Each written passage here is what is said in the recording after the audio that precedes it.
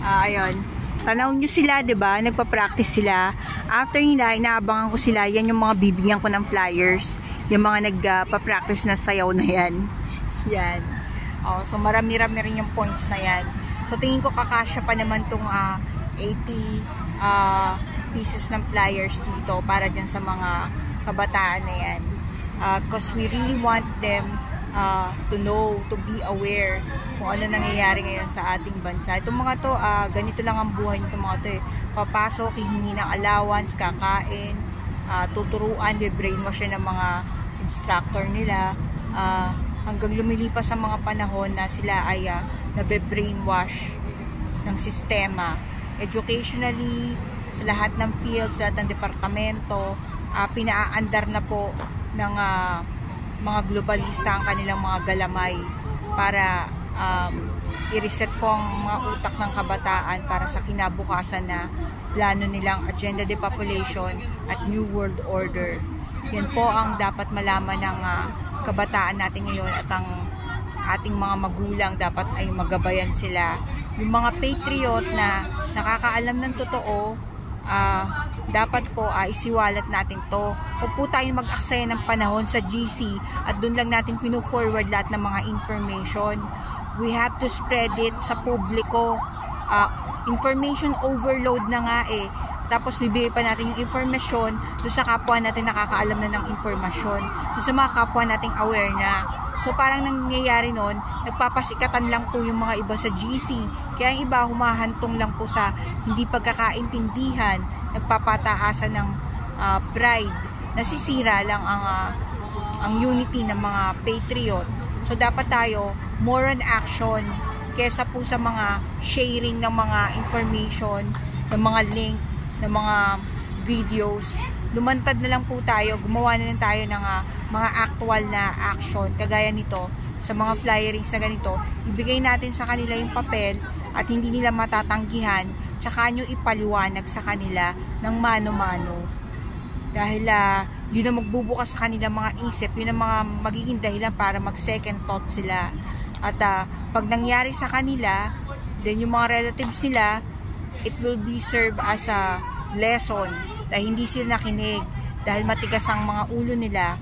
So kahit na hindi pa naman huli ang lahat, baka naman meron pang mga first dose pa lang, no, hindi pa nakaka second dose, hindi pa nagpapaboosted, baka naman pwedeng mapigilan itong pagpapautong nila kasi kung mapapansin nyo, laging sinasabi, prepare for the next pandemic, prepared.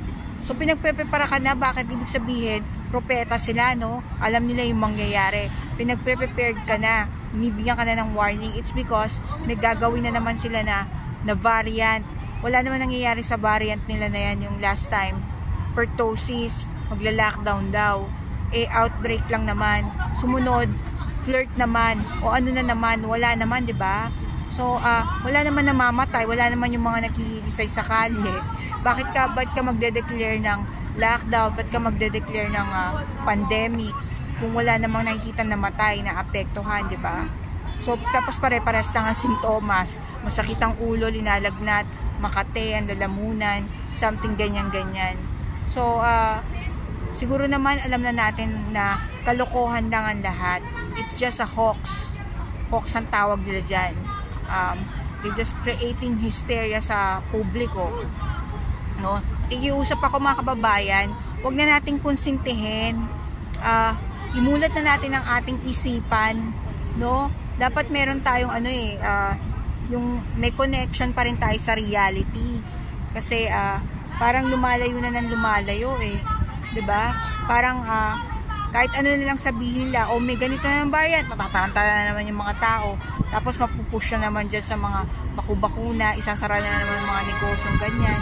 'Di ba?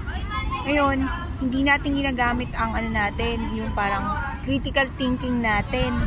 'Di ba? Yung lohika natin. Kaya nawawala tayo sa sirkulasyon. Hindi naman porket nakaputi, tama na lahat ang sinasabi. Parang ganito lang yan eh. Yung mga technician, diba, yung mga gumagawa ng mga appliances, pinag-aralan nila yon. Pero ikaw ba, alam mo ba yung mga pyesa nun? pwede nilang sirain yun at palakihin yung sira ng ng appliances mo at magbayad ka na malaki. Ganon din yung mga expert kuno na yan. Kunwari may sakit ka at palalalain yung sistema mo, yung sakit mo, at pwede ka pang patahin. Pwede kang saksakan ng kung ano-anong bakuna or ano-ano sa katawan mo, mga gamot na i-recommend sa'yo, na lalo magpapalala ng iniinda mo. So, mag-isip-isip naman tayo, mga kababayan, no? Yan ang dahilan kung bakit linagay namin sa YouTube itong content na to. Kasi wala naglalakas ng loob, walang courage yung mga Pilipino, walang determinasyon, tango lang ng tango sa sistema. Ano bang gusto natin mangyari? Mangyari na yung New World Order. Mas matindi yung kaysa nangyari nung sinakop tayo ng Kastila na 300 years. Baka mas malala yan. O gusto natin bumalik sa panahon na yun na ginagarote na lang kayo dyan. Yan. Tapos papanoorin nyo na lang yung mga kababayan nyo, wala kayong magawa. Hindi nyo maipagtanggol yung mga kamag-anak nyo na pinarurusahan ng gobyerno.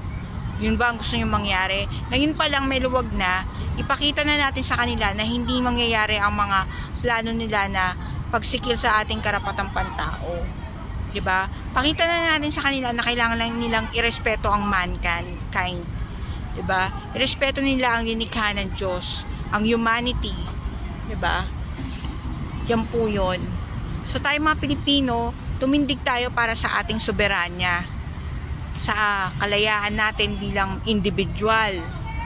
Anong napapansin nyo? Kahit sa freedom of expression, sinasaklawan na kayo. Panay ang block sa inyo, panay ang lock sa inyo sa Facebook.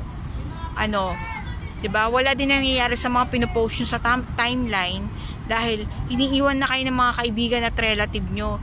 Ina-unfriend kayo, ini-ignore na lang kayo sa Facebook. So, anong dapat gawin? Action! Lumantad kayo!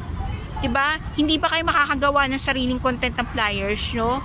Ang daming mga sinesend yung mga link, diba? Na pwede nyong i-copy at yun ang ilagay nyo sa flyers, then ipaliwanag nyo or i-translate nyo sa Tagalog.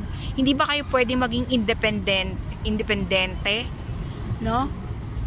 So, hindi po kasi ako nagme-mention ng name sa mga videos ko.